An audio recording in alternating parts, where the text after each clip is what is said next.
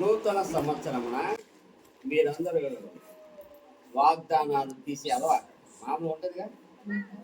నిన్న అన్న కూడా పంచాడు, ఈ వాగ్దానం ఇది వాగ్దానం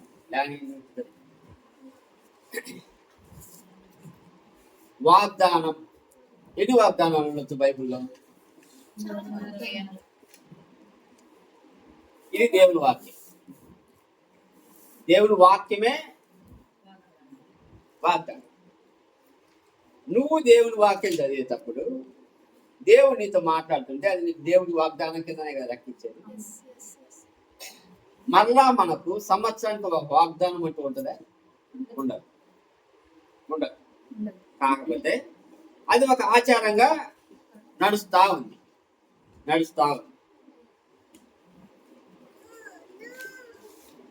ఇప్పుడు ఈ ఆచారం పాటించే వాళ్ళు ఒక వాగ్దానం తీసుకొని ఆ వాగ్దానం కోసమని ప్రార్థన చేస్తున్నా. ఆ వాగ్దానం ఆ సంవత్సర కాలంలో నెరవేరుతుందా? నెరవేరకపోతే అప్పుడు దాని అర్థం ఏమిటి? 25 years బ్యాక్ ఇండోర్ నుంచి మధ్యప్రదేశ్ భోపాల్ నుంచి ఒక ప్రవక్త చెన్నై వచ్చింది. ఎల్ఎన్ఏసి చర్చి కండక్ట్ చేస్తే ఒక 3 రోజులు ప్రాఫెసీ మీద ప్రసంగాలు చేసింది. ఆ ప్రసంగాలకు, ఆ సెమినార్కి మా పాస్టర్ వెళ్ళింది అటెండ్ కావాలి. ఆయన వెళ్ళిన తర్వాత ఆయన చెప్పిన ఆ సెమినార్లో ఆ ప్రాఫెసీకి, ఆయన దేవుడు నడిపిన ఆ విధానానికి ఈయన ఇంప్రెస్ అయ్యి ఈ ఇన్వైటెడ్ అంటే ఆయన్ను ఇక్కడ సంఘానికి ఒకరోజు వచ్చి ప్రార్థించమని, ఒక రోజు వచ్చి ఒక పూట ప్రాఫెసీ గురించి సెమినార్ పెట్టమని ఇన్వైట్ చేశారు. ఇప్పుడు న్యూ లైఫ్ ఫెలోషిప్కి ఆయన వచ్చి మేమందరము అప్పుడే సువార్త చెప్పుకుంటూ దేవుని సేవలో జస్ట్ మొదలుపెట్టి దైవ భక్తుడు, ప్రాఫెట్ అంటే ప్రవక్త, మేము అందరము ఆయన ప్రార్థన చేయించుకోవాలని వెళ్ళి ప్రార్థన చేయించుకొస్తున్నాం 1 by 1. నాకెళ్ళి చూసి ఒక మాట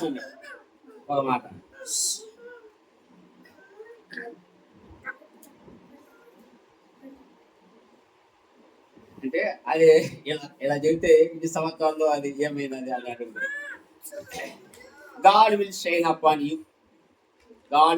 upon you. Definitely God will use you mighty way. అది ఇంగ్లీష్లో ఆయన చెప్పినాడు. I'm seeing you are rising up. దానికి నేను ఉప్పొంగిపోయినా.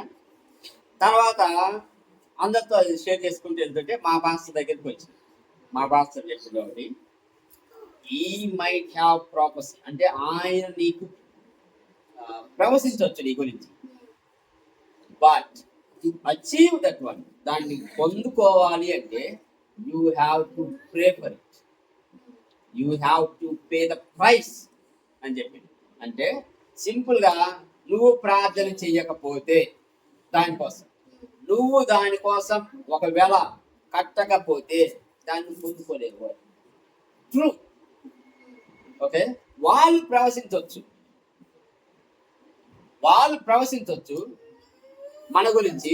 అయితే దాన్ని పొందుకోవాలంటే నువ్వు దేవుళ్ళో నువ్వు బలంగా ఉండాలి. దానికి కావాల్సిన ఒక వెల వెచ్చించాలి. ఆ ప్రాఫెసీ ఏదైతే దేవుడు నీ వైపు నడిపిండో దానికోసం నువ్వు ప్రార్థన చేసి పొందుకోవాలి. ఆయన ప్రవశించిండు, నా కోసం ఏం పర్లేదు, నేను పోయి ఒక మూలం కూర్చుంటా, నా పనులు నేను చేసుకుంటాను, అది నెరవేరుతుంది అనుకుంటే అది మూర్ఖత్వం అని నాకు తెలిసింది ఇన్ని సంవత్సరాల కాలం. డెఫినెట్. సో వాగ్దానాలు ఏ పాస్టర్ ఇచ్చినా it will paper. Until unless అంటే నువ్వు దేవుని కొరకు నిలబడి ఆ ఆ వెల ఉంటుంది చూడండి, అది నువ్వు వెచ్చించకపోతే, ఆ ప్రార్థన నువ్వు చేయకపోతే నువ్వు ఎప్పటికీ పొందుతావు. అయితే ఇప్పుడు దేవుడు మనతోటి ఎలా ఉండాలి అని మీరు అనుకుంటారు? ఏదో సంవత్సరానికి ఒక వాగ్దానం ఇచ్చే వ్యక్తిగా ఉండాలన్నా, రోజు మాట్లాడే వ్యక్తిగా ఉండాలి? అప్పుడు మీరు ఆయన దగ్గరికి వెళ్ళాలన్నా లేదా? ఓకేనా? నేను చెప్పేది అదే కదా. నీకు ఇన్ఫర్మేషన్ బోర్డు అంతా వస్తుంది. దేనివల్ల? ఇప్పుడు యూట్యూబ్లో చాలా మంది చెప్పేవాళ్ళు ఉన్నారు, చెత్త చెప్పేవాళ్ళు ఉన్నారు, మంచి చెప్పేవాళ్ళు ఉన్నారు. అయితే నీ చెవి దురదను బట్టి నువ్వు వింటాం. ఓకే, మనకు ఏది కావాలా, ఎవరు చెబితే మనం వినాలా? ఇన్ఫర్మేషన్ ఇచ్చేవాళ్ళు 100 మంది, ఇన్ఫర్మేషన్ ఇచ్చేవాళ్ళు 100 మంది. మొన్న ఒక అతను చెబుతా ఉన్నాడు, ఏమని? దావీదు గ్రంథంలో సముద్ర మార్గం ఎలా కనుగొన్నారు అన్నప్పుడు ఒక ఆయన చదువుతూ ఉంటే ఈ వాక్యం చదివినంట కీర్తనలో, సముద్రంలో మార్గాలు ఉన్నాయి దేవా, నువ్వు ఎప్పుడు పెట్టావు? 8వ అధ్యాయంలో కీర్తన 8వ అధ్యాయం. అయితే ఇప్పుడు ఆ వాక్యం చదివిన తర్వాత సముద్రంలో మార్గాలు ఉన్నాయా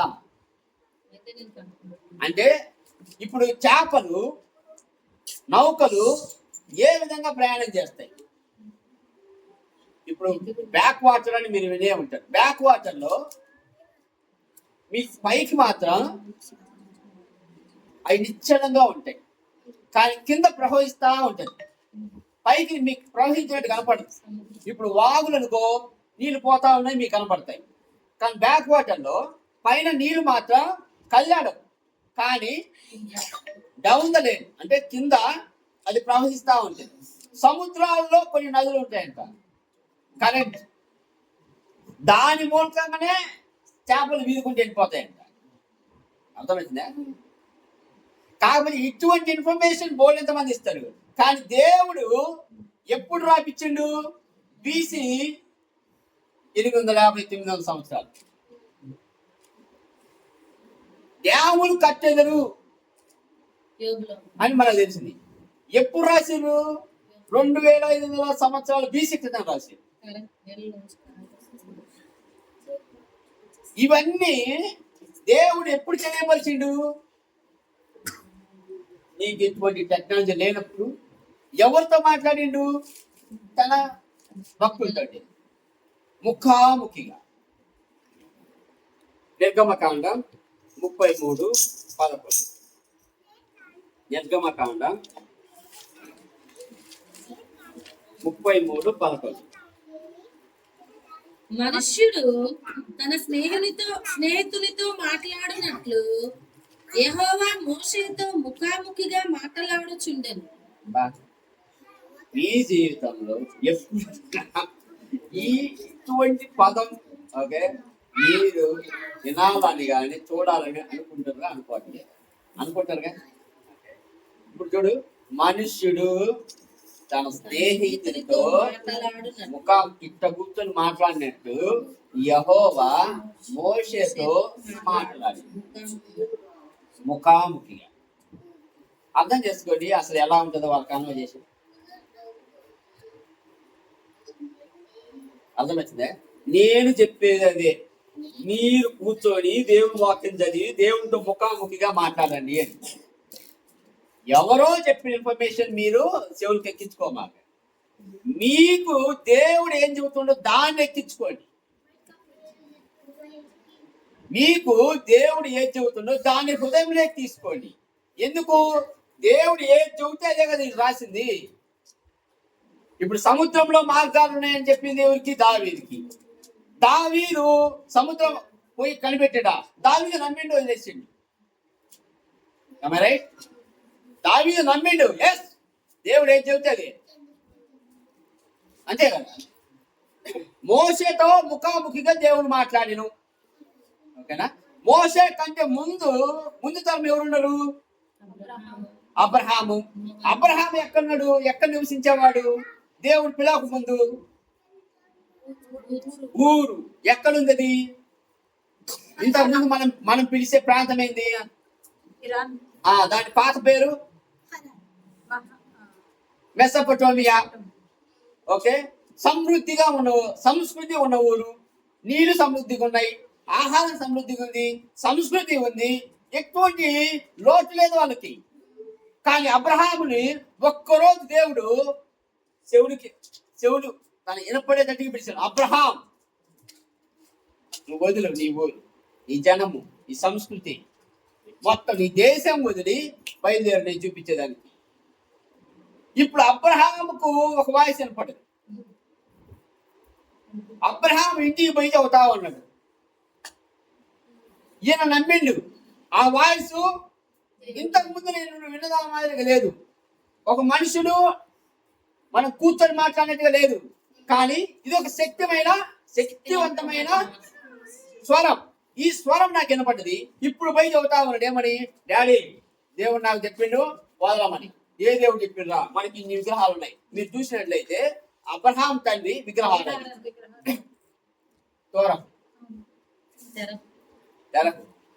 ఆయన ఏవైతే ఇన్ని విగ్రహాలు ఉన్నాయిరా, ఓకే, నువ్వు ఈ ఇళ్ళలో ఏ దేవుడు చెప్పు అంటే వీళ్ళెవరు కాదు.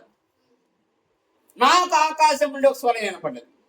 ఆ స్వరము ఈ దేశాన్ని వదలమన్నది. వాళ్ళే పిచ్చోడి మాదిరిగా ఉన్నావా?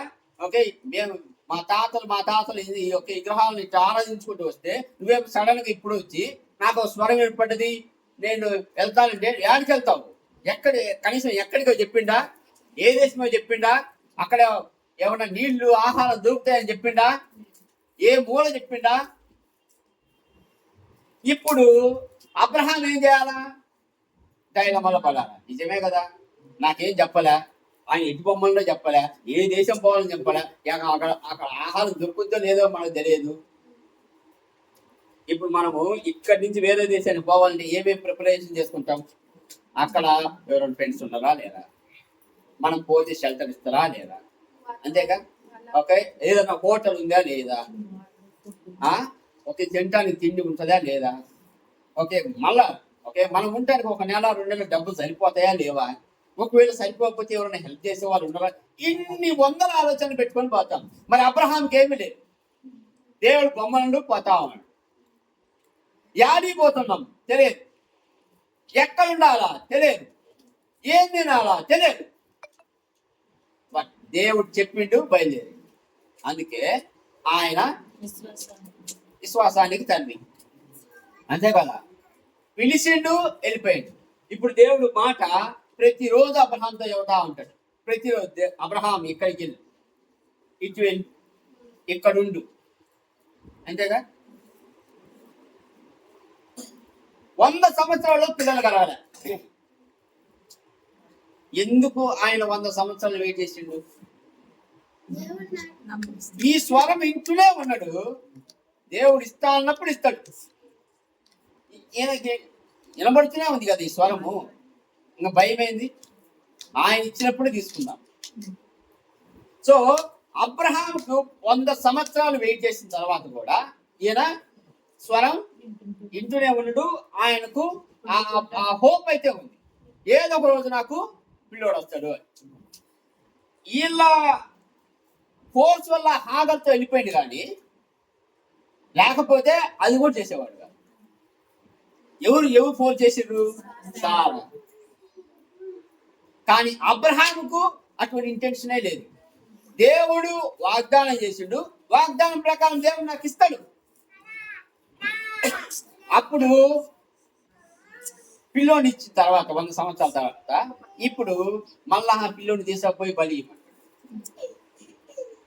ఎప్పుడైనా క్వశ్చన్ చేసిన దేవా, 100 సంవత్సరాల తర్వాత పిల్లోని ఇచ్చినావు, ఇప్పుడు తీసుకుపోయి బలి ఇవ్వమంటున్నావు. దేవుడు మాట్లాడుతూనే ఉన్నాడు. తీసుకుపోయి బలి ఇవ్వమంటున్నావు.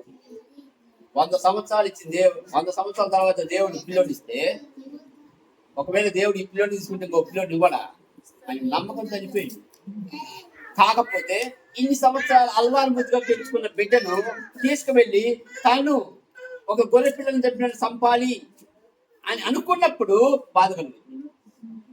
అయినా ఆ ఆల్మైటీ కోసం, ఆ దేవుడి కోసం తన కన్న బిడ్డను చంపటానికి వెనకాలే కదా. ఆ అబ్రహాం సంతానం నుండి వచ్చిన వ్యక్తి మోషే. 34:10 మీరు చూస్తే చేయాల్సిన అవసరం లేదు. ఇశ్రాయేలు ప్రజల్లో మోషే కంటే గొప్ప ప్రవక్త లేడు అంతేగా చెప్పింది బైబిల్ వాక్యం. అంటే ఎంత దగ్గరగా దేవునితో మాట్లాడుతుందో చూడండి, ఎంత దగ్గరగా. ప్రతిరోజు దేవునితో మాట్లాడాడు. ఏం చెయ్యాలి, నీళ్ళు ఆడ దొరుకుతాయి, నీళ్ళు ఒక దొరకపోతే ఏం చేయాలి, వీళ్ళని ఏడ కూర్చోబెట్టాలి, ఏడ పడుకోబెట్టాలి, మన్నా కురిపించాలి. ప్రతిరోజు మోషేతో మాట్లాడమే. ఆ విధమైన జీవితం మనకుందా? అంతే, ముఖాముఖిగా మాట్లాడు. నువ్వు దేవుని వాక్యం చదివి దేవుడితో మాట్లాడుతూ ఉంటే నీకు ఎవరు ప్రసంగం అవసరం లేదు. నువ్వు యూట్యూబ్లో వినాల్సిన అవసరం లేదు, టీవీలో వినాల్సిన అవసరం లేదు, ఏది వినాల్సిన అవసరం లేదు. ఇన్ఫర్మేషన్ కోసం బోల్డ్ అంతమంది ఇప్పుడు పుస్తకాలు తీసి మీరు ఎప్పుడైనా పాత సేవకులు చూడండి. ఎవరు? George Muller. ఇప్పుడు ఆయన ఒక అనాథ సేవ నడుపుతూ ఉన్నారు పిల్లల కోసం. ఒక 150 మంది 200 మంది నడుపుతారు. ఓకేనా? 150 మందికి ఉదయాన్నే బ్రేక్ఫాస్ట్ కావాలి. ఆయన పోయి ప్రార్థన చేస్తా ఉన్నాడు, దేవుడు పంపించింది. ఇప్పుడు మనకున్న ఇన్ఫర్మేషన్ ప్రకారం ఇప్పట్లో నువ్వే ఒక అనాథ సేవ నడుపుతున్నావు అనుకోండి, ఒక 50 మంది 30 మంది పిల్లలకు ఈరోజు ఆహారం, నీకున్న కాంటాక్ట్స్ ప్రకారం ఆడ 10 ఈడ 10 ఈడ 20 నువ్వు కలెక్ట్ చేసుకోవడానికి ప్రయత్నం చేస్తావు. ఎవరు అంటే నీకున్న కాంటాక్ట్స్లలో. కానీ జార్జ్ ముల్లర్కు అటువంటి కాంటాక్ట్స్ లేవా? ఉన్నాయి. కానీ అత్యంత దగ్గర సోర్స్ ఆయనకి ఏంటంటే దేవుడు. పోయిండు మోకాళ్ళ నుండి ప్రార్థన చేయడం మొదలు. ఆయనకు రెఫరెన్స్ ఏముంది ఆడ? ఇప్పుడు ఇప్పుడంటే ఈ రెఫరెన్స్ తీసుకుంటారు. ఓకే, ఆ పాత్ర చెప్పిండు, ఈ పాత్ర చెప్పిండు అని రెఫరెన్స్ తీసుకొని మనము క్యాండిల్ పెట్టుకోవడమో లేకపోతే స్టేటస్ పెట్టుకోవడమో మనం చేస్తాం. కాకపోతే జార్జ్ ముల్లర్కు ఉన్న సోర్స్ ఏంటి? ఆయన రెఫరెన్స్ ఎవరు తీసుకోవాలా? అప్పుడు టీవీలు ఉన్నాయా? లేవు. మొబైల్ ఉన్నాయా? లేవు. కనీసం ఎవరైనా వచ్చి ఆయన ఉత్సాహపరుస్తారా? లేదు. ఆయనకు ఉత్సాహం అంతా ఉన్నదంటే పోయి ప్రార్థన చేస్తే దేవుడు అద్భుతం చేస్తాడు. అయితే వాక్యం చదవడం, ప్రార్థన చేయడం, పిల్లలకు చెప్పడం, పిల్లలు పోషించడం. జార్జ్ ముల్లర్ పోయిండు ప్రార్థన చేస్తుంటే ఒక బేకరీ నుంచి ఇచ్చిన పన్నుడు పాలు పిల్లలు శుభ్రం భోజనం చేశారు ఉదయాన్నే. సో దేవుణ్ణి అంటే వాళ్ళు చూసింది ఏంటంటే దేవుణ్ణి ఒక అత్యున్నతుడిగా, ఆయనే నా సోర్స్, అంటే అక్కడి నుంచే నాకు ప్రతి ఒక్కటి లభించునని ఆయన చూసినప్పుడు అప్పుడు దేవుడు అద్భుతం చేస్తాడు. మోషే కూడా అంతే. ఇప్పుడు చూడండి, మోషే ఎక్కడో గొర్రెలు కాసుకుంటూ ఉన్నాడు వాళ్ళ మామ దగ్గర మిద్యాను అరణ్యం. 40 సంవత్సరాలు ఎవరితో మాట్లాడలేదు, లేదు. గొర్రెలతో ఆనందం తప్పితే ఉదయం పోవాలా, గొర్రెలు కాసుకోవాలా, సాయంత్రం రావాలా, వాళ్ళ భార్య పెట్టింది తినాలా, పడుకోవాలా, మళ్ళీ ఉదయాన్నే పోవాలి గొర్రెలు కాసుకోవాలి. ఇటువంటి గొర్రెలు కాసుకునేటప్పుడు నువ్వు మాట్లాడుతూ ఉంటేనే కదా ప్రాక్టీస్ అయ్యేది. మాట్లాడకపోతే నీ నోరు ఏమవుతుంది? నాలుగు ఉపయోగించావు కదా. నాలుగు ఉపయోగించకపోతే ఏమవుతుంది? ఎప్పుడో ఒకసారి మాట్లాడితే నచ్చి వస్తుంది. ఇప్పుడు దేవుడి ముందు తట్ట అంటుంటాడు. ఎగ్జాంపుల్, అయ్యా నేను కరెక్ట్గా మాట్లాడలేకపోతున్నా. ఎందుకు? గొర్రెలతో సమయం గడిపినప్పుడు గొర్రెలు నువ్వు చేసేది ఏంటంటే గొర్రెలతో నువ్వు మాట్లాడు, నువ్వు ఇట్లా నువ్వు అటబో అని మాట్లాడలేక వాడి భాష ఏంటంటే హై హై ఇలానే. ఇప్పుడు ఈ నదితోటి నేను పోయి ఫరో నది దగ్గర మాట్లాడాలా? నేను చెప్పింది వాళ్ళు వింటారా? ఇశ్రాయేల్ ప్రజలు 1,50,000 మందిని అప్పుడు ఇప్పించుకొని రావాలంటే మాటలా? వీళ్ళందరూ నా మాట వింటారా? ఏం పర్వాలే, నువ్వు వెళ్ళు, నేను చూసుకుంటా. ఎంత చక్కగా మాట్లాడుకుంటున్నాడు మోషే దేవుడు. ఏ సమస్య వచ్చినా, ఎటువంటి పెద్దదైనా చిన్నదైనా, నువ్వు దేవుడి దగ్గరికి పోయి మాట్లాడితే దేవుడు నీకు క్లారిటీగా చెబుతాడు. క్లారిటీగా నా ఆశల్లో ఒకటే, సంఘానికి వచ్చే ప్రతి విశ్వాసురాలు ఎలా ఉండాలి అంటే, నాకు ఏ పనులు లేవు కాబట్టి దేవుని సంఘానికి వచ్చినా అనే ఉద్దేశం ఉండకూడదు. మిగతా ఏ గింక్షన్లు లేవు కాబట్టి దేవుని సన్నిధికి వచ్చినాను అనే ఉద్దేశం ఉండకూడదు. I am giving the first priority to my Almighty God అన్న ఉద్దేశం ఉంటేనే సంఘానికి రండి. ఎవరే నేను నా దేవుణ్ణి ఆరాధించాలి, నా దేవుని నేను కనపరచాలి. ఎందుకు అంటే ఆయన నా జీవితంలో గొప్ప కార్యం చేసింది కనుక నేను ఆయన ఎప్పుడు ముందుంచాలి అని అనుకునే హృదయం ఉంటేనే సంఘానికి రావాలి. లేకపోతే మీ పనులు మీరు బిజీ కొనండి, తప్పేం లేదు. అందరి మాదిరిగా నేను మీ ఎట్టుగా మీరు వచ్చి పోండి అని నేను చెప్పండి. నువ్వు దేవునికి ప్రాధాన్యత ఇస్తేనే ఆయన సన్నిధిలో కూర్చోండి, లేకపోతే అవసరమే లేదు. దేవుడు అటువంటి హృదయాలు దేవుడికి అవసరం ఉంటుంది. మోషే ఎలా ప్రాధాన్యం ఇచ్చినాడు అంటే, ఒక్కసారి దేవుడు చెప్పిన మాటను తూచా తప్ప కూడా వెళ్ళిండు. ఇప్పుడు భయపడలేక ఫరో దగ్గరికి పోయిండు, వినిపించు మా పీపుల్ పోనీ. ఏం తమాషా అనుకుంటున్నా? ఇంతమంది 1,50,000 మంది బానిసలను వదిలేస్తే మాకు ఇటుకలు కట్టేది ఎవరు? ఓకే, నిర్మించేది ఎవరు? ఓకే, తమాషా అనుకుంటున్నావా? వదిలే ప్రసక్తే లేదు. దేవుడు ఒక్కొక్క అద్భుతం చేయడం మొదలుపెట్టింది. ఫరో హృదయాన్ని కఠినం చేసి ఈ అద్భుతాలు చేయడం వల్ల ఫరో పక్కన ఉన్న వాళ్ళందరూ కూడా భయభ్రాంతులు అయిపోతారు. ఇప్పుడు ఫరో స్వామిలతో వదిలేసేయి ఆ విధంగా చెప్పాల. ఎందుకంటే ఒక్క కార్యం మూలకం కాదు, 10 కార్యములు చూపించండి, 10 అద్భుత కార్యములు చూపించి తర్వాత వదిలేడు. అయినప్పటికీ ఎప్పడబడ్డారు మళ్ళా. ఓ అమ్మాయి పోతే మనకు వర్కౌటే కాదు. ఈ హీబ్రూస్ మనకు అసలు ఇప్పుడు దాకా మనకున్న ఆధిపత్యం మొత్తం పోతుంది. ఎమ్మడబడ్డాడు, ఎర్ర సముద్రం దగ్గరికి వచ్చేది.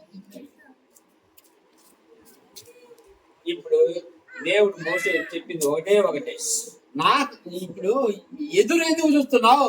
నీ చేతిలో ఉన్నది కర్ర కదా, ఇంతకుముందు ఈ కర్రతోటి వేస్తే పాము అయింది, ఇదే కర్ర మళ్ళా పట్టుకో, ఆ పాముని పట్టుకుంటే మళ్ళా కర్ర అయింది కదా, పోదు. ఎక్కడ ఫరో ఎదుటేంది? అంతకుముందు పరీక్ష చేయలేదా? ఓకే, మిథ్యానారణ్యం అక్కడ కూడా చేసింది కదా. మరి అలాంటిది ఈ కర్రను చూపించి ఇప్పుడు జస్ట్ కర్ర ఒక కోలు చూపించేసరికి ఎంత సంవత్సరం 2 పాయలు అయిపోయింది. దేవుడు మాట్లాడితే నీతోటి వెనక ఎంత ప్రమాదం తలుపుకొస్తున్నా నీ ముందు దారి ఏర్పడు, నువ్వు భయపడాల్సిన అవసరమే లేదు. అదే విధంగా మోషేతో మాట్లాడిన దేవుడు, ఆయన ఆరాధించిన దేవుడు నువ్వు నేను ఆరాధిస్తాం లేదా?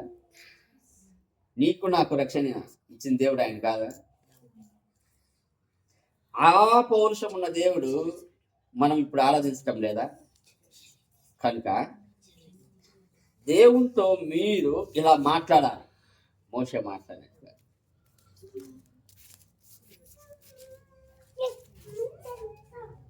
40 సంవత్సరాలు 40 సంవత్సరాలు వాళ్ళు వేసుకున్న అంగి మార్చిర్రా, వాళ్ళు తొడిగిన చెప్పులు మార్చిర్రా.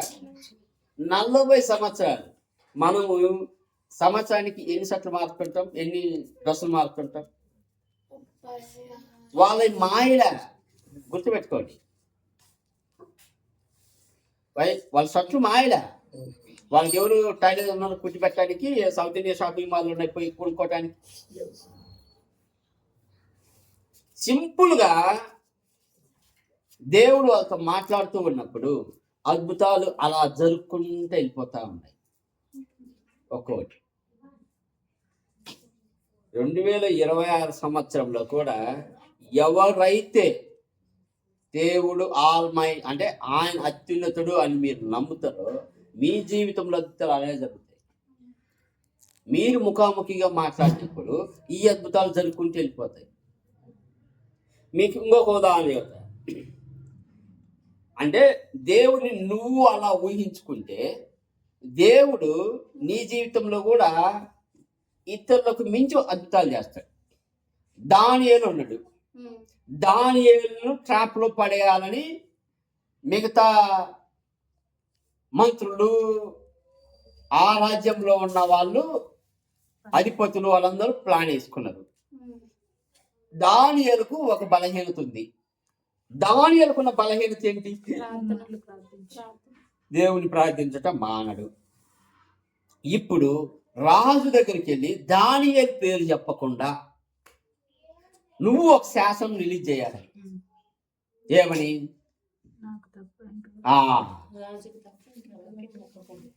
ఓకేనా? శాసనం రిలీజ్ చేయండి. రిలీజ్ చేసిన తర్వాత ఇప్పుడు దానియేలు ఎప్పుడు ప్రార్థన చేస్తాడా అని ఎదురుస్తారు. కానీ దానియేలుకు తెలుసు ఏమని, వీళ్ళు నన్ను ట్రాప్లో పడేయాలి అనుకుంటున్నారు అని. ఇప్పుడు నేను ఆరాధించే దేవుడు అత్యున్నతుడు, వీళ్ళు నన్ను ట్రాప్లో పడేయాలనుకున్నా దేవుడు నన్ను విడిపించగలడు అనుకున్నాడు. పోయిండు రూమ్లో, ఉత్తరం వైపు తూర్పు వైపు తలుపు తెరిచిండు, ప్రార్థించడం మొదలుపెట్టి వీళ్ళు గమనించారు. ఇప్పుడు తీసుకువెళ్ళి ఎక్కడేసారు అంటే శిక్ష ప్రకారం, అంటే రాజు దగ్గరికి వెళ్ళి దేవా ఓకే దానియేలు ఇలా ప్రార్థన చేస్తుండు కనుక తీసుకువెళ్ళి మనం సింహబోన్లో వేయాలి శాసనం ప్రకారం. ఇప్పుడు ఒక్కసారి శాసనం పోయిన తర్వాత రాజు కూడా ఏం చేయలేడు, దాని ప్రకారమే మరణ శిక్ష వెళ్ళింది. ఓకే, ఇప్పుడు దానియేలుని తీసుకెళ్ళి సింహబోన్లో వేసారు. ఇప్పుడు పరీక్ష ఏంటంటే దానియేలుకి ఇంతకు ముందు వాళ్ళు నా ట్రాప్లో పడేసినప్పుడు ఓకే దానియేలుకి తెలిసినప్పుడు దానియేలు ఏమనుకుని ఉంటాడు, ఈ శాసనకాలం కొద్దిగా కాలం ఉంటుంది, ఓకే ఈ 4 రోజులు మనం ప్రార్థన చేయకపోతే ఏమవుతుంది, కాసేపు గమ్మునుంటే ఏమవుతుంది, ఓకే గమ్మునుందాము, ఇది అయిపోయిన తర్వాత మళ్ళీ మనం ప్రార్థన చేసుకుందాం అనుకోవచ్చుగా. కానీ దానియేలు అలా అనుకోలే. నా దేవుడు అద్భుతమైన దేవుడు, నా దేవుడు నన్ను విడిపించగల దేవుడు, నా దేవుడు అత్యున్నతుడు, నా దేవుడు భూమి ఆకాశానికి అధిపతి. అంతేగా, దానియేలు అలా అనుకొని ప్రార్థన చేసిండు. ఇప్పుడు తీసుకుపోయి సింహబోన్లో వేసినా నన్ను ఏం చేయాలని ముందే తెలుసు. ఇప్పుడు తీసుకుపోయి వేసిరు. మరుసటి రోజు కింగ్ ఊరుకుండా వచ్చాడు, దానియేలా ఉన్నావా? ఉన్నాను ప్రభు, నాకు తెలుసు నీ దేవుడు. ఒప్పుకుంటారా లేదా? ఇప్పుడు ఇక్కడి వరకు చూడండి, దానియేలుకే తెలిసిన గొప్ప దేవుడు he is introduced to everyone in the country. అది మనం చేయాల్సి. రోజు నువ్వు దేవుడితో మాట్లాడుతూ ఉంటే, దేవుడు నీతో మాట్లాడుతూ ఉంటే, సైతాను ఎన్ని ప్రయత్నాలు చేసినా ఆ ప్రయత్నాల మూలకంగా దేవుడు ఇతరులకు కూడా తెలియపరుస్తున్నాడు తన దేవుడని. ఇతరులకు కూడా తెలియపరుస్తున్నాడు ఏమని, నేను దేవుణ్ణి, నేను అత్యున్నతమైన వాడిని, నేను భూమి ఆకాశానికి అధిపతిని అని.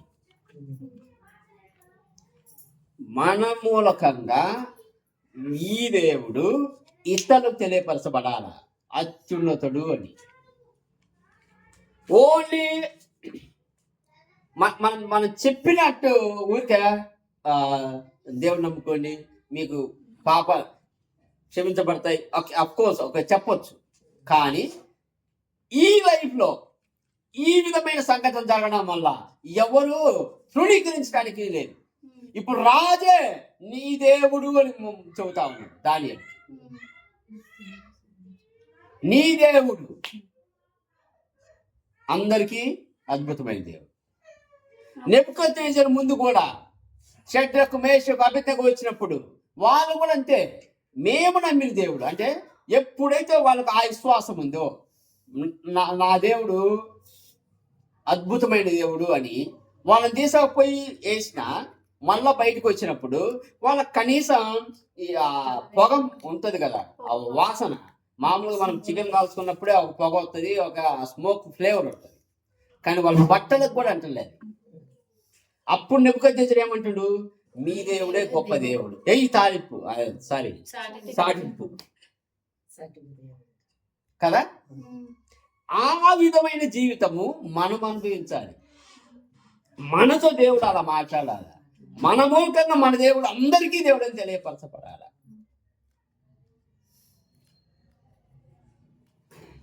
కొలసీలకు రాసిన పత్రిక 1:18 చూడండి. కొలసీలకు రాసిన పత్రిక 1:18.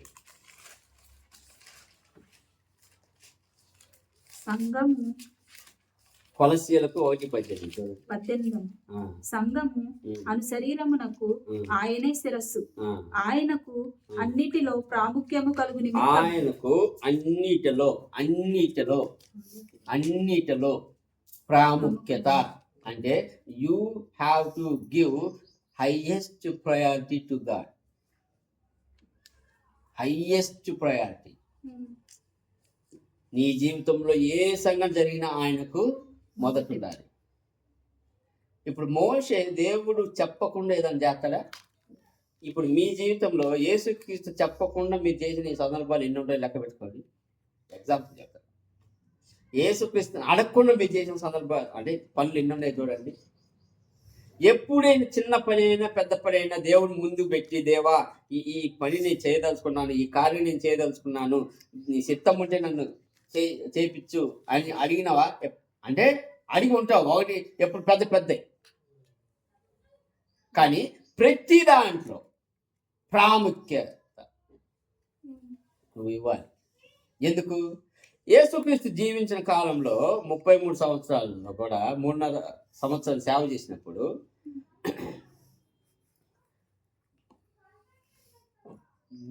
యేసుక్రీస్తు ఈ 3.5 సంవత్సరంలోనే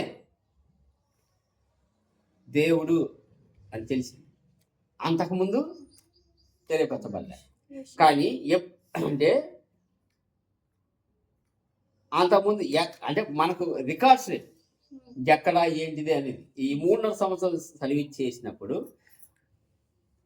గాలి మీద అధిపతి అంటే దాన్ని ఏమంటారు, తుఫాన్ వచ్చినప్పుడు ఆపినప్పుడు ఒకే సర్వ శక్తిమంతుడు. నీళ్ళ మీద నడిచినప్పుడు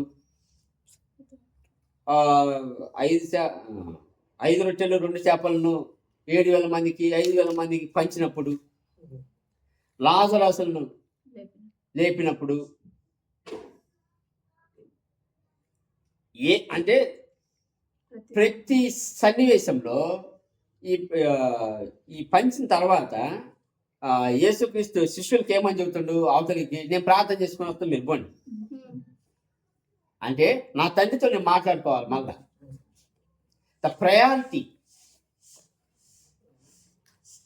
నువ్వు ఏ పని చేసినా దేవునితో మాట్లాడి, దేవుడు నీతో మాట్లాడి చేస్తే ఆ పనిలో నువ్వు విజయవంతులు. ఏ సమస్య వచ్చినా, ఇప్పుడు దానియేలు కానీ షడ్రకు మేషకు అబెద్నెగో కానీ సమస్య ప్రాణం పోయే సమస్య. కానీ వాళ్ళు అనుకున్నది ఏంది? నా దేవుడు అత్యున్నతుడు, నా దేవుడు సర్వాధికారి, అటువంటి దేవుని నేను ఆరాధిస్తున్నాను అని వాళ్ళు బలంగా నమ్మేది. ఎందుకు? వాళ్ళతో దేవుడు మాట్లాడుతూనే ఉన్నాడు. వాళ్ళతో దేవుడు మాట్లాడుతూనే ఉన్నాడు. మోషే తర్వాత యెహోషువ వస్తాడు. వీళ్ళ జీవితాలు చూడండి. మోషేతో దేవుడు ఇంత ముఖాముఖిగా మాట్లాడతాడు కదా. మోషే జీవితంలో 120 సంవత్సరాల కాలంలో మోషేకు ఒక ఇల్లు ఉందా?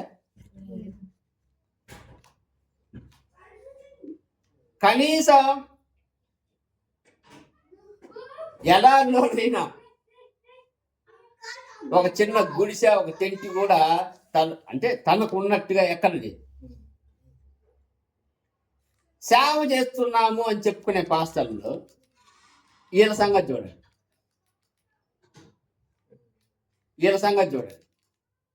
120 సంవత్సరాలు 150,000 మందిని తీసుకొని నడిపించుకుంటూ వస్తే వాళ్ళు ఆల్మోస్ట్ ఈ 40 సంవత్సరాల్లో 3 నుంచి 4 లక్షలు అయ్యారు జనాభా. 150,000 మంది. ఓకే, కనీసం కుటుంబాలు 1,00,000 మంది ఉన్నా కానీ అందరు తలా ఒక 3-4 తీసుకున్నా 40 సంవత్సరాలు ఎంతమంది అవుతారు? 4 అవుతారు. 5 లక్షల దాకా పెరిగి ఈ 5 లక్షల మందిని మోషే నడిపించాలి. దేవునికే కదా ఆయన. ఓకే, ఏమన్నా అనుకున్నా, ఓకే ఇంతమందిని నేను నడిపిస్తున్నాను, ఇంతమందికి దారి చూపిస్తున్నాను, ఇంతమందిని ఓకే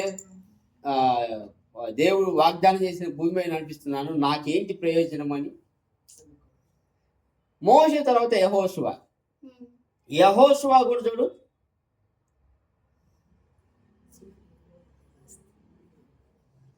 ఏమైనా నేను ఓనుగా సంపాదించుకోవాలని అనుకుంటున్నా.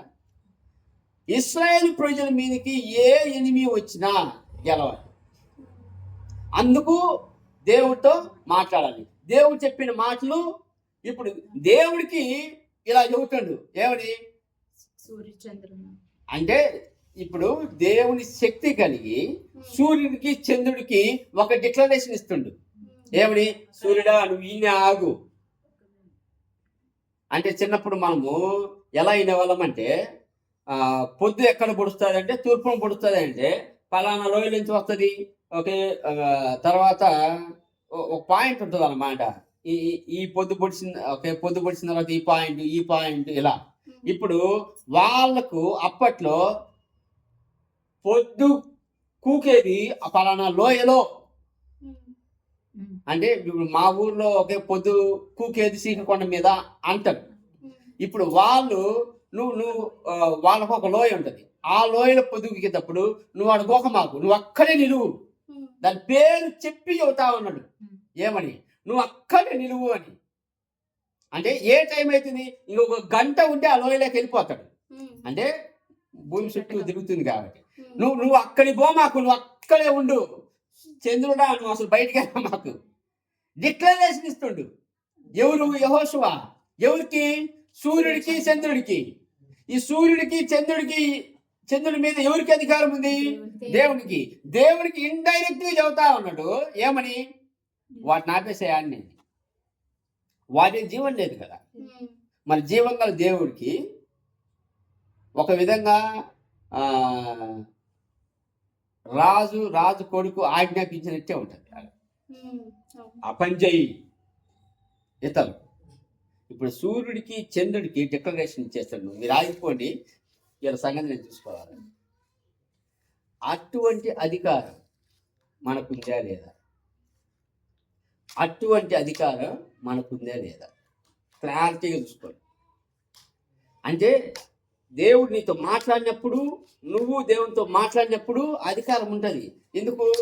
నీకు తెలుస్తూనే ఉంటుంది దేవుని మనసు ఏంటిది అనేది అతి దగ్గరగా. దేవుడు చెప్పినట్టే చేసిండు. ఇప్పుడు ఎరికో గోడను నువ్వు ఎంత ఫిరంగులు ఉపయోగించినా కానీ, ఎంత నువ్వు ఉపయోగించినా దాన్ని పడగొట్టలేదు. ఇప్పుడు చాలా మంది ఇప్పుడు ఔరంగజేబు వచ్చి ఎగ్జాంపుల్ చెప్తున్నా, గోల్కొండ కోటను ఛేదించాలి అంటే చేత కాలే. అప్పుడు ఏం చేసిండు ఔరంగజేబు? ద్వారపాలకుని కొనేసిండు డబ్బులు పెట్టి. ఎవరు చెప్పారు? ద్వారపాలకుని కొనేసారు. ద్వారపాలకుడు కొంటే ద్వారపాలకుడు ఓపెన్ చేస్తే ఎంటర్ అయిండు ఔరంగజేబు. ఏడుంది వేరే దారి ఆడ. ఆ కోటను ఛేదించడం కష్టమని, గోల్కొండ కోటను ఛేదించడం కష్టమని ద్వారపాలకుని డబ్బు వెచ్చించి కొన్నాడు ఔరంగజేబు. కొన్నప్పుడు వాళ్ళ సైన్యంతో వచ్చినప్పుడు డోర్లు ఓపెన్ చేసాడు. అప్పుడు వీళ్ళు ప్రవేశించారు. ఆ విధంగా గోల్కొండ కోటను తన ఆధీనంలోకి తెచ్చుకున్నాడు. ఎరికో గోడ 2 రథాలు ఈక్వల్ వెళ్ళిపోతాయి. 2 4 అది కార్లు అనేది చెప్పండి. ఇప్పుడు అన్ని రథాలు గోడ మీద ఇలా వెళ్ళేటప్పుడు ఎంత ఎడల్పు ఉంటుంది? ఆ గోడ మందమే అంత ఉంటే ఎత్తు ఎంత ఉంటుంది? అటువంటి గోడను పగలగొట్టాలంటే వీళ్ళ దగ్గర కత్తులు తప్పితే ఏమి లేవు, పెరంగులు లేవు, అదేదో వాటిని ఏమంటారు దొంగలు, ఇవన్నీ ఏమి లేవు. వాళ్ళకున్నది కత్తులు మాత్రం ఉంటాయి వాళ్ళ చేతులలో. ఇప్పుడు ఆ కత్తితో రాను ఏం పడుతుంది చెప్పు? అందుకే మీరు ఈ విధంగా ఎన్ని సంవత్సరాలు ప్రయత్నం చేసినా గోడను పడగొట్టలేదు. నేను చెప్పినట్టు చేయండి. రోజుకు ఒకసారి చెప్పున తిరిగి రండి. ఓకేనా? 7వ రోజు 7 సార్లు తిరగండి. తర్వాత బోర్ అవుదండి. మిగతా సంగతి నేను చూసుకుంటాను. సింపుల్. దేవుడు అంత డైరెక్షన్ చెప్పినప్పుడు అంత గోడను నువ్వు 100 సంవత్సరాలు నువ్వు పడగొట్టలేంది పట కూలిపి పునాదులతో సహా. అంత ఎడల్పే ఉంటుంది. ఈ నుంచి ఆల్మోస్ట్ మీ ఇంటి దాకా ఎడల్పు. మరి ఎత్తు అటువంటి గోడ కూలిపోయింది. వాళ్ళు ఒక్కొక్క ఇటుక వేసి 4 ఇంచులు 6 ఇంచులు మనం ఇల్లు కట్టేట్టు కాదు. ఎడల్పు పెద్ద బండలాన్ని పెట్టి గ్రానైట్లు గిరేట్లు మొత్తం ఉపయోగించి కట్టారు ఎరుకో గోడ. ఆ గోడను దేవుని మాట ఇలా చెప్పిండు. వాళ్ళు పడగొచ్చిండు. వాళ్ళు తిరిగి అయిపోయా. ఇప్పుడు అటువంటి గోడ నీ జీవితంలో ఏదన్నా సరే నువ్వు దేవునితో మాట్లాడి దేవుడు నీకు చెప్పినప్పుడు, దేవుడు చెప్పిన దాని ప్రకారం నువ్వు చేసినప్పుడు ఆ గోడలన్నీ కూలిపోతాయి. అది మన దేవునికున్న శక్తి. అటువంటి దేవుడిని నువ్వు ఆరాధిస్తూ ఉన్నప్పుడు ఆ దేవుడు నీతో మాట్లాడుతూ ఉంటే మరి మన జీవితాలు ఎలా ఉండొచ్చా? ఉండకూడదు. ఎలా ఉండాలి? ఎక్స్ట్రాఆర్డినరీగా ఉండాలి. అది లక్ష్యం. నువ్వు దేవునితో మాట్లాడు, దేవుడు నీ జీవితాన్ని పరిపూర్ణంగా మార్చేస్తాడు. వీళ్ళందరూ ఆస్తులు ఎమ్మటి పాకులాడినా ఎవరు? మోషే కానీ దానియేలు కానీ వాళ్ళ ప్రజలను ఏ విధంగా రక్షించాలి, ప్రజలను ఏ విధంగా నడిపించాలి, ఇదే వాళ్ళ మెయిన్ ఇంటెన్షన్. మోషే 150,000 మందిని ఆ నుంచి తీసుకొచ్చి ఏ విధంగా వాగ్దాన భూమిని వాళ్ళకి అప్పగించాలి అని ప్రయత్నం చేసిండు. సరే, చిన్న డిసొబీడియన్స్ వల్ల, చిన్న అవిధేయత వల్ల ఆయన చేరుకోలేకపోయాడు. ఆ రెస్పాన్సిబిలిటీని యెహోషువ తీసుకోండి. యెహోషువ నడిపించి బాగా చేసి ఇచ్చేసాడు. ఎవరికి ఏ భాగం కావాలా అని. ఆ నుంచి తరతరాలుగా సమూయేలు కానీ, సమూయేలు ప్రవక్త ఏమన్నా ఆశ సంపాదించకుండా కనీసం దావీదు రాజుగా ఉండి ఒక మేడ మిద్య ఇలాంటివి ఉన్నాయి. కానీ సమూయేలు దగ్గర ఏముంది? పెంచుకున్న గడ్డం తప్పితే. అటువంటి సమూయేలు 2 కింగులను తయారు చేశాడు, సౌలును దావీదు. అటువంటి కింగ్ దగ్గరికి దేవుడితో మాట్లాడే నాతాను వస్తాడు, నువ్వు తప్పు చేసినావు. ఇశ్రాయేలు ప్రజలు అంతమంది ఉంటే ఒక చిన్న పిల్లవాడు వస్తాడు, ఇర్మియా, పోయి మాట్లాడమని. దేవుడితో మాట్లాడే వాళ్ళ శక్తి ఎలా ఉంటుందో చూడండి. ఇర్మియా చిన్న పిల్లోడు, ఆ ఇర్మియా వచ్చి ప్రజలకు డిక్లరేషన్, దేవుడు ఎలా చెబుతుండో చెప్పింది చేయండి.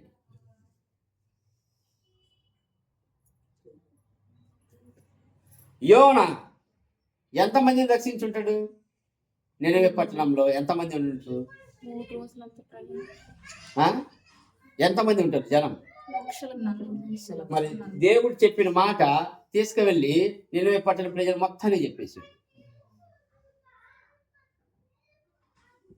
అంటే ఆ మాటల శక్తి ఎలా ఉంటుందో చూడండి. దేవుడు మాట్లాడితే నీతోటి నువ్వు తర్వాత మాట్లాడితే దాని శక్తి ప్రభావం ఎలా ఉంటుందో చూడండి. జనాలు మారడం కానీ, జనాలు రక్షింపబడడం కానీ, జనాల సమస్యలు తీరడం కానీ. ఉన్నతమైన దేవుడు, నువ్వు నేను ఆరాధించే దేవుడు. ఏదైనా దేవుడు మన మూలకంగా ఒక అద్భుతం చేయాలనే మీరు ప్రార్థన చేయండి. ఏదైనా దేవుడు మన మూలకంగా ఒక పెద్ద సమస్యను తీర్చాలని ప్రార్థన చేయండి. దేవుడితో ముఖాముఖిగా మాట్లాడండి. ముఖాముఖిగా మోషే అలా మాట్లాడిన మీరు అలా మాట్లాడాలి. అలా మాట్లాడినప్పుడే ఈ క్రిస్టియన్ జీవితానికి ఒక వాల్యూ ఇతరులు తెలుసుకుంటారు.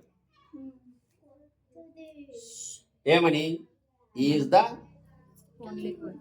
Man of God, is the women of God అని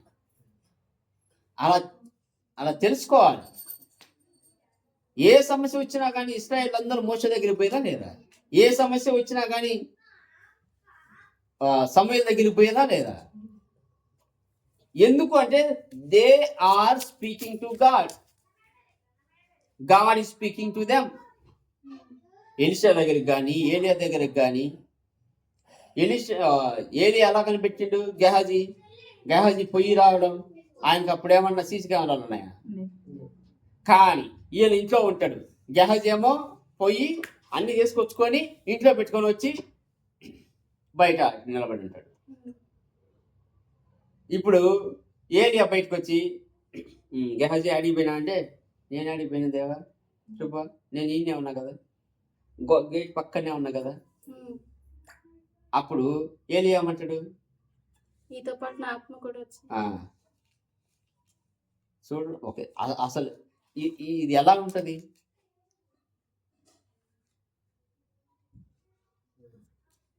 ఈడ ఆయన పిక్చర్ కనపడతా ఉంటది. ఎవరికి?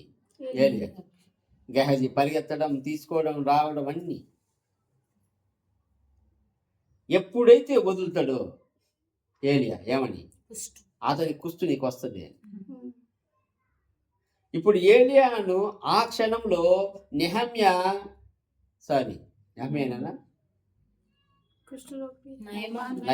నయమాన్ ఎంత కావాలంటే అంత ఇస్తాడా? ఇలా ఇప్పుడు ఇమ్మీడియట్ గా ఆ దేశంలో ఏలియా ఒక పెద్ద మేడ కట్టుకోగలడా లేదా?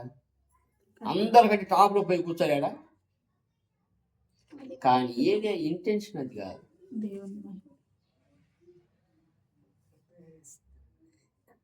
ఎవరైతే దేవునితో మాట్లాడరో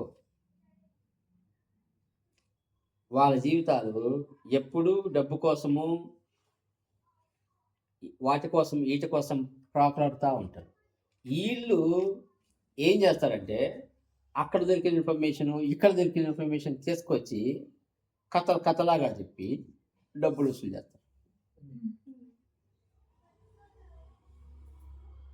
you look at any servant of God.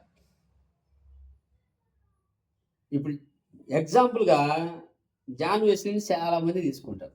ఎగ్జాంపుల్గా గుర్రం మీద ఆయన ప్రయాణం చేసి 40,000 ప్రసంగాలు చేశాడు. ఇంగ్లాండ్ మొత్తానికి ఒక రివైవల్ పట్టుకొచ్చాడు, ఒక ఉత్తేజం తీసుకొచ్చాడు. ఆ విధంగా చూసుకుంటే ఇంగ్లాండ్లో ఆయన పెద్ద కోట ఉండాలి. మరి వీళ్ళు చెప్పిన ప్రాఫెసీ గాస్పెల్ ప్రకారం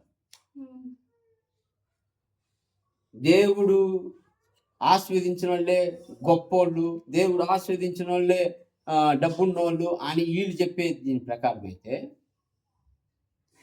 జాన్ వెస్లీకి ఇంగ్లాండ్లో రాణి కంటే పెద్ద స్థానం ఉండాలి. ఎందుకు? ఒక ఉద్యమాన్ని పట్టుకొచ్చిండు. ఇంగ్లాండ్ మొత్తం ఇంగ్లాండ్ మొత్తం జాన్ వెస్లీ అంటే ఒక ఉద్యమం తీసుకొచ్చిండు. Is the man of God, Methodist founder. మరి అలాంటి వ్యక్తి ఇప్పుడు పోయి మీరు ఎంక్వైరీ చేయండి, ఒక ఇల్లు ఎలా ఉంటుందో, ఆయన ప్రార్థన చేసిన గది ఎలా ఉంటుందో. బిల్లి గ్రహం చెబుతాడు, ఆయన ప్రార్థన చేసిన గది ఒక పాత గది. ఓకే, అదిగో దీంట్లో ఆఫ్ ఉంటుంది. ఒక పక్కన ఒక చిన్న మంచము, ఆ మంచం పక్కన ఓకే ఆయన మోకాళ్ళని ప్రార్థన చేసుకుంటుంటే ఓకే కొన్ని గుంతలు, ఒక బైబుల్ ఆ టేబుల్ మీద అట్టుండే అంట క్యాండిల్ చదువుకోవటానికి. అప్పుడు లైట్ ఉందో లేదో, అంటే కరెంట్ ఉందో లేదో. ఇప్పుడు 17వ శతాబ్దం. ఆయనకు ఉండాలి కదా మరి.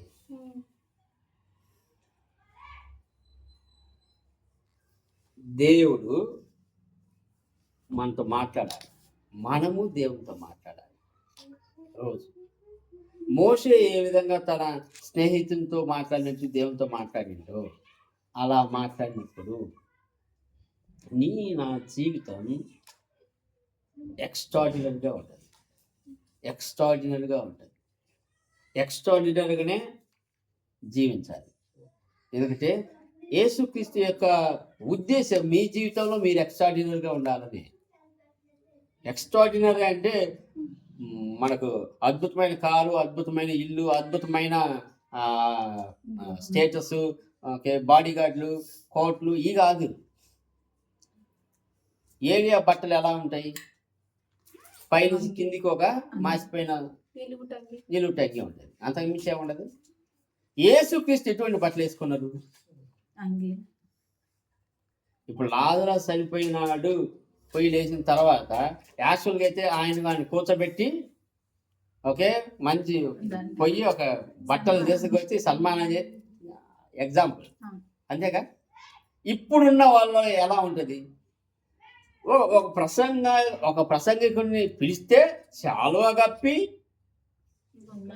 ఎందుకండి చెప్పండి, ఈయన అంటే ఈయన పొడిచినాడు, ఏం పొడిచినా నాకు తెలియదు. శాలువ కప్పి ఆయనకు ఒక ప్రత్యేకమైన చేదేసి ఆడ కూర్చోబెట్టి మళ్ళా దానికి ఇది అందరూ చేతులుంచి ప్రార్థన చేయమన్నట్టుగా చేస్తూ ఉంటారు. Remember, these are all God will not happy. అంటే వీటన్నిటి మూలంగా దేవుడు ఎప్పుడు సంతోషించాడు. నువ్వు అందరికీ వేసినట్టుగా మాదిరిగా ఒక చేరు వేసాయి. ఎందుకు? సేవకుడు అనేవాడు ఎలా ఉండాలి అంటే తన్ను తాను తగ్గించుకొని ఉండాలి. ఎప్పుడు ఈయనకు ప్రత్యేకించి ఒక సోఫా సీట్లు, ఒక కుటుంబానికి సోఫా సీట్లు. దేవుడు ఎప్పుడు సంఘంలో అటువంటి భేదాభిప్రాయము చూడడు, ఉంచడు. ప్రసంగికుడు, సేవకుడు ఏది తింటాడో మిగతా వాళ్ళందరూ అదే తినాలి. వాళ్ళు ఏది తింటారో ఈయన అదే తినాలి. వాళ్ళు పచ్చడి తింటే ఈయన పచ్చడే, ఈయన చికెన్ అంటే వాళ్ళకు చికెన్ పెట్టాలి. There is no difference. అర్థమవుతుందా? సేవకుడు అనేవాడు ఇంకా వీలైతే వాళ్ళకి పెట్టి ఈయన మానుకోవాలి, వాళ్ళకి పెట్టి ఈయన మానుకోవాలి.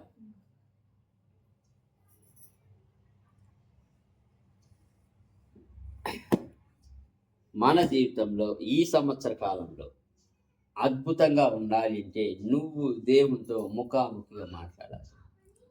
మోషే అలా మాట్లాడిండో అలానే ఎందుకు? మన దేవుడు ఉన్నతమైన దేవుడు, మన దేవుడు అద్భుతాలు చేసే దేవుడు, మన దేవుడు ఆకాశానికి భూమికి అధిపతి. కనుక అటువంటి దేవుడిని నువ్వు ఆరాధించేటప్పుడు నువ్వు ఎలా ఉండాలో నీ ఊహకే నేను వదిలేస్తున్నా. ఆలోచించుకోండి. నా దేవుడు అలా ఉన్నప్పుడు నేను ఆ దేవునితో మాట్లాడేటప్పుడు మరి నేను ఎలా ఉండాలి? నేను అలా ఓకే దేవుని బిడ్డగా ఉండాలి. ఒక రాజకుమారుడు ఎలా ఉంటాడు? అందరి దగ్గరికి పోయి వంగి నమస్కారం చేస్తాడా? కమాండ్ చేస్తాడు యెహోషువ మాదిరిగా. సైతానా యు లీవ్ అంటే లీవ్ పోవాలి, అది వేరెవర్ రోగం పోవాలి,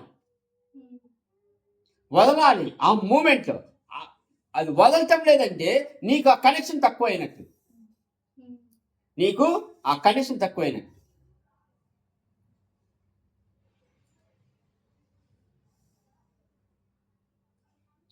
యేసుక్రీస్తు తన శిష్యులకు కూడా చెప్పేది అంతే. మీకు అల్ప విశ్వాసం వల్ల పోవట్లే, మీరు ప్రార్థన చేయకపోవడం వల్ల పోవట్లే. మీరు ప్రార్థన చేసి దేవునితో రోజు ముఖాముఖిగా మాట్లాడితే ఎందుకు ఆ సమస్య అక్కడే ఉంటుంది. ఒక్కోసారి ఒక వాక్యం చూపించి, ఇప్పుడు పుట్టి గుడ్డివాడు ఉన్నాడు కదా, ఇది దేవుని మహిమ కొరకు ఇంతకాలం ఆపినాడు అని అంటారు. అఫ్ కోర్స్ అలా జరగదు, అది కూడా నీకు తెలిసి ఉండాలి. మరి అర్థమైంది.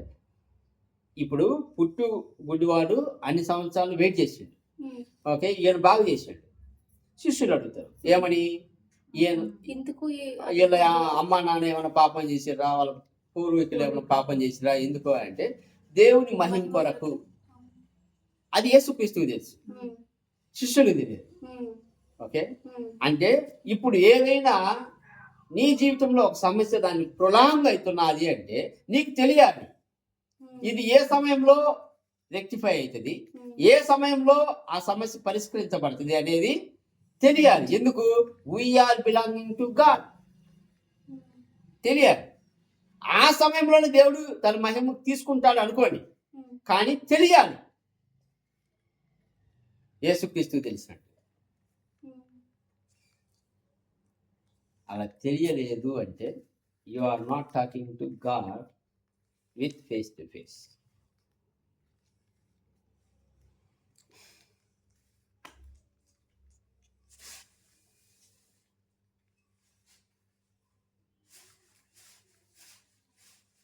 దేవుడు భూమి మీద మనల్ని ఉంచింది ఎందుకు అంటే క్లియర్, మీరు ఎక్స్ట్రాడినరీగా బతకాలి. ఎక్స్ట్రాడినరీ అంటే ఈ సృష్టికి మూలకర్త దేవుడు అని మీరు నమ్మి ఆరాధించేటప్పుడు ఆయన పిల్లలుగా మీరు ఉండాలి, ఆయన పిల్లలుగా ఆధిపత్యం ఉండాలి. ఆ ఆధిపత్యం చూపించండి. చూపించే ముందు మీరు దేవునితో మాట్లాడాలి ముఖాముఖిగా. దేవుడు మీతో మాట్లాడిందే కదా మీరు చేయాల్సింది. అది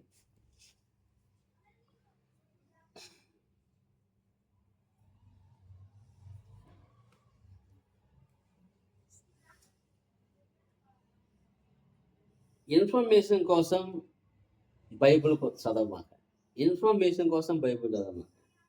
ఓకే, ఎన్ని అధ్యాయాలు ఉన్నాయి, ఎన్ని వచనాలు ఉన్నాయి, వృధా ప్రయాస. దేవుడు నాతో మాట్లాడాలని బైబిల్ చదవండి. దేవుడు నాతో క్లియర్గా మాట్లాడాలి. ఈ వాక్యం మూలకంగా దేవుడు నాతో ఏం మాట్లాడుతుండో నేనేం నేర్చుకుంటున్నాను. ఓకేనా?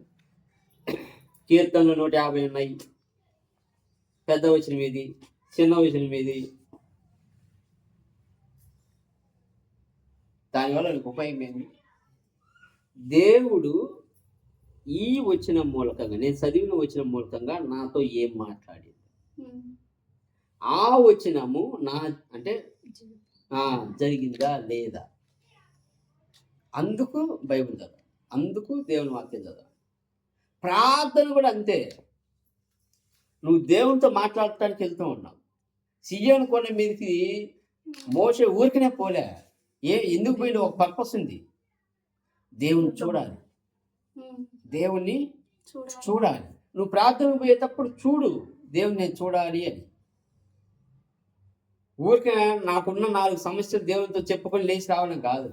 నేను దేవుని చూడాలి, దేవుని మహిమని నేను చూడాలి, నా గది మహిమతో నిండబడాలి. ఆ విధంగా నువ్వు వెళ్ళి ప్రార్థన చెయ్యి, అప్పుడు చూస్తావు. మోషే చెప్పింది అదే కదా, దేవా నేను చూడాలనుకుంటున్నా, నువ్వు నన్ను చూడలేవు నాయన, ఏదో ఒకటి చూపించు.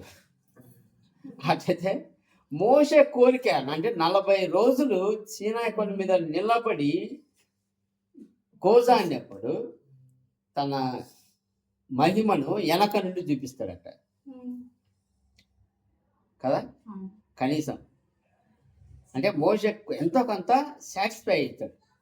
దేవుడు ఎలా ఇప్పుడు ముఖాముఖిగా మాట్లాడుతూ ఉన్నప్పుడు ఆయన రూపం ఎలా ఉంటుందో తెలుసుకోవాలని ఆసక్తి ఉంటుంది కదా. అది మరి మీరు తెలుసుకోవాలని మీకు అనిపించదా? ఓకే, ఆ దేవుడు ఎంత గొప్పవాడు, ఎలా ఉంటాడు, ఏం చేస్తాడు తెలుసుకోవాలని ఆసక్తి ఉండదా? అప్పుడు మీరేం చేయాలి? సమస్యలు చెప్పుకొని రావడం కాదు, ఏదో 4 మాటలు చెప్పి రావడం కాదు. నీ హృదయాన్ని దేవుని ముందు పొంగి పొర్లేదట్టు చేయాలి. చేసి ప్రార్థన చేసి దేవుడు నీతో మాట్లాడేటట్టు చేసుకోవాలి. ఈ సంవత్సర కాలంలో దేవుడు చెప్పేది ఇదే, మీరు ఆర్డినరీగా బతకమాకండి,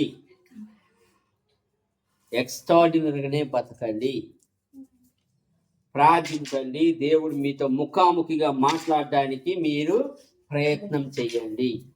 అలా లేని పక్షంలో మీరు సంఘానికి రావాల్సిన అవసరం లేదు. ఇది డిక్లరేషన్. ఎందుకు? దేవుని మీరు అలా చూడకపోతే ఆయన దగ్గరికి వచ్చే ప్రయోజనం? సింపుల్. ఓకేనా సిస్టర్? ప్రార్థన.